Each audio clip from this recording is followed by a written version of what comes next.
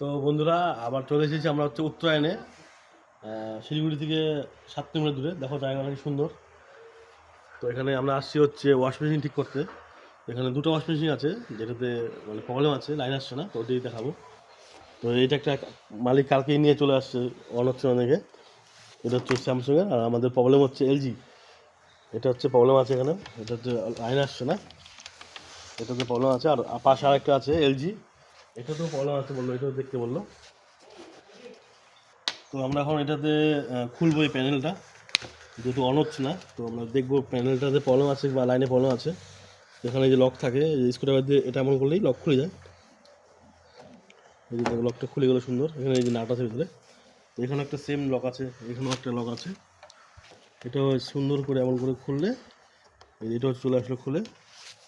তো আমরা এখন স্ক্রুটা খুলবো, চলো খুলে দেখাচ্ছি বন্ধুরা। তো এই যে আমরা এই নাটগুলো খুলে নিয়েছি, তো এটা এমন করলে সাইডে করলে খুলে চলে আসে, যেটা খুলে চলে গেলো। তো এখানে একটা নাট থাকে, এই নাটটা, এই বডির সাথে লাগানো থাকে। এটাকে খুললেই এটা বোর্ডটা খুলে চলে আসবে। তো আমাদের এটা খুলে গেছে। তো এখানে দেখতে পাচ্ছ যে এখানে এখানে স্পার্ক হয়েছে, দেখতে পাচ্ছ।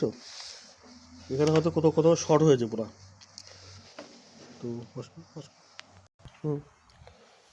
তো দেখতে পাচ্ছ এই একটা, এখানে একটা রেজিস্ট্যান্স আছে, এটা উড়ে গেছে, এখানে পড়েছিল এটা। তো আর এলজিতে তোমার হচ্ছে এখানে একটা বোর্ড থাকে, ফিল্টার পিসিবি। এটা আমি খুলবো না। তো এখানে মিটার দিয়ে চেক হয়ে যাবে এটা ঠিক আছে কি নেই। তো এখানে আমাদের হচ্ছে এই যে একটা আমরা খুলে নেবো, এটা খুলে নেবো। এখানে হচ্ছে এটা হচ্ছে আমাদের লাইন, আর এটা হচ্ছে নিউট্রাল ব্ল্যাকটা। তো আমরা এখান থেকে ডাইরেক্ট চেক করে নিব মিটার দিয়ে। তো মিটার আমি কন্টিনিউ মোডে দিয়ে দিয়েছি, কন্টিনিউ মোডে দুটোতে দেখতে পাচ্ছ যে বিপ করছে, আওয়াজ হচ্ছে। তো প্রথমে আমি দেখবো হচ্ছে লাইনটা এখানে একটা ধরবো, ধরতে পারবো না হাত দিয়ে, এখানে একটা ধরবো আর এখানে একটা ধরবো। মিটারে দেখাবি, এই যে এখানে বিপ আসা উচিত, বিপ, বুঝতে বিপ আসছে, মানে আমাদের লাইনটা এখানে ফিল্টার পিসিতে আসছে। এখন চেক করবো নিউট্রালটা চেক করবো, এটা নিউট্রাল এখানে আসছে। তো আমাদের ফিল্টার পিসি ঠিক আছে, শুধু এই বোর্ডটাই খারাপ হয়ে গেছে।